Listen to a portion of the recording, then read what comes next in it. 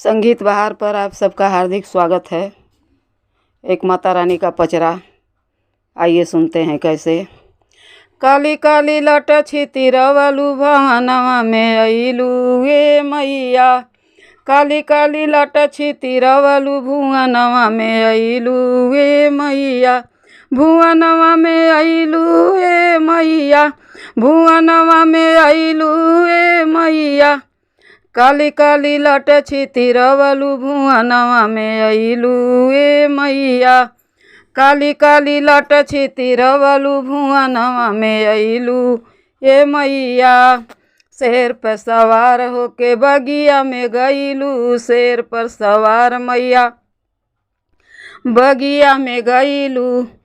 अरे मलिया क बिगड़ी बनवलू हमें बिसरवलू ए मैया।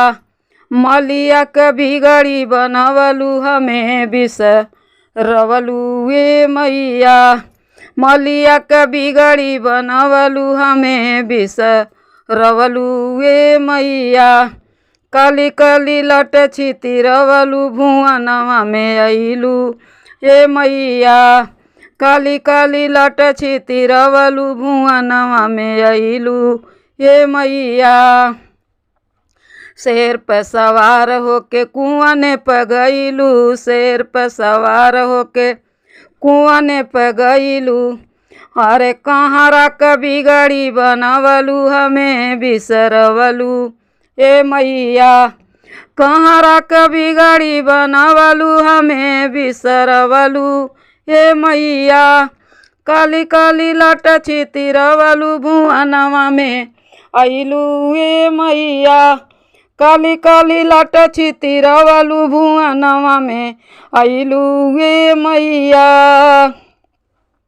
शेर पर सवार होके महला में गइलू। शेर पर सवार होके महला में गइलू। महला में गइलू मैया। महला में गइलू।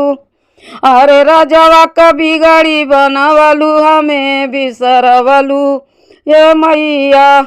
राजवा क बिगड़ी बनवलू हमें बिसरवलू ए मैया। काली काली लट छितिरवलु भुवनवा में अइलू ए मैया। काली काली लट छितिरवलु भुवनवा में अइलू ए मैया। भुवनवा में अइलू ए मैया। भुवनवा में अइलू ए मैया। काली काली लट छितिरवलु भुवनवा में अइलू ए मैया।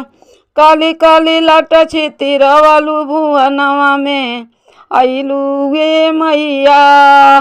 धन्यवाद।